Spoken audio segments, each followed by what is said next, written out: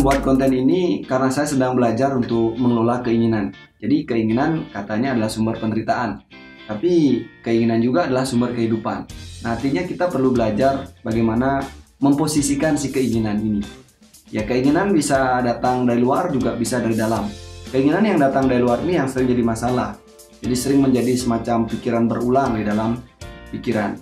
Nah, pada saat saya berada di suatu tempat, misalnya di desa, maka jika saya melihat teman-teman saya di desa misalnya menanam vanili gitu misalnya, maka muncul satu keinginan dalam diri saya untuk juga menanam vanili. Nah, biasanya begitu. Kalau kita hidup di satu desa, di pertanian misalnya, apa yang orang tanam, kita akan cenderung ikut menanam hal yang sama.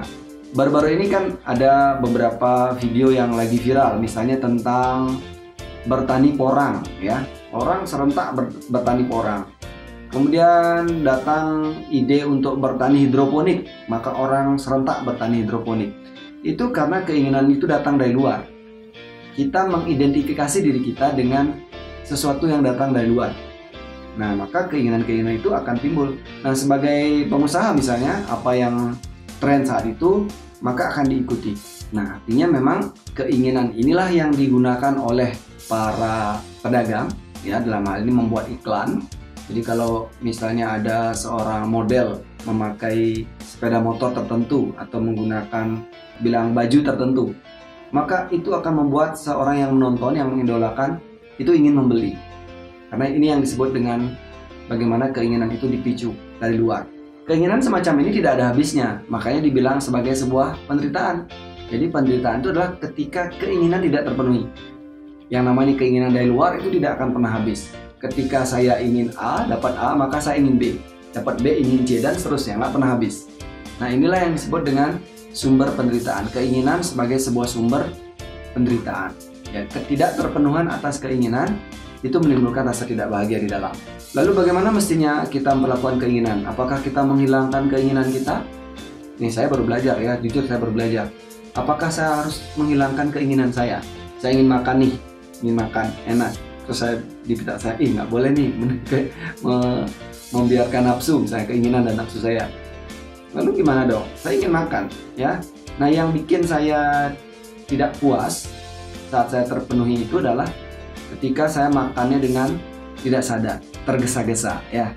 Nah, jadi kalau saya menikmati makan itu dengan penuh kesadaran, penuh kenikmatan, saya membeli baju dengan penuh kenikmatan, tidak tertarik oleh pandangan luar begitu ya, tidak tertarik oleh identifikasi yang datang dari luar, maka saat itu saya akan menemukan keinginan sebagai sumber kebahagiaan. Keinginan, ya tanpa keinginan saya kan nggak hidup. Kalau saya hilangkan keinginan saya nggak hidup kan.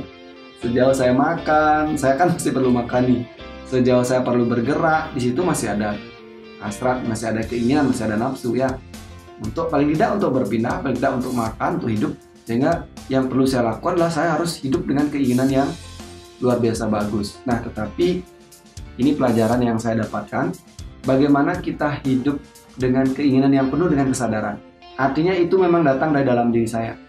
Sesuatu yang hidup di dalam, yang memang berasal dari dalam, maka kemudian saya memenuhinya dengan penuh kesadaran.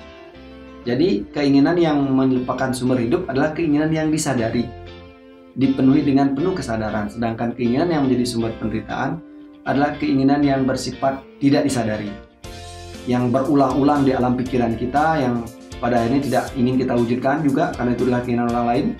Dan kalaupun terpenuhi, kita tidak akan memenuhi dan mendapatkan kepuasan. Ya, meditasi untuk memenuhi keinginan sangat bagus. Ya, pernah saya upload di Facebook saya. Salah satunya adalah bagaimana kita mencoba untuk mengenal keinginan yang benar-benar keinginan kita, dan kita mencoba mewujudkannya di alam pikiran terlebih dahulu, sehingga akhirnya itu akan termanifestasi di luar. Nah, sekali lagi saya sedang belajar, semoga ini tidak terkesan menggurui. Kalau Anda punya suatu ide lain tentang ini, tolong dibahas di kolom komentar, sehingga kita bisa sama-sama belajar. Sampai jumpa di video selanjutnya.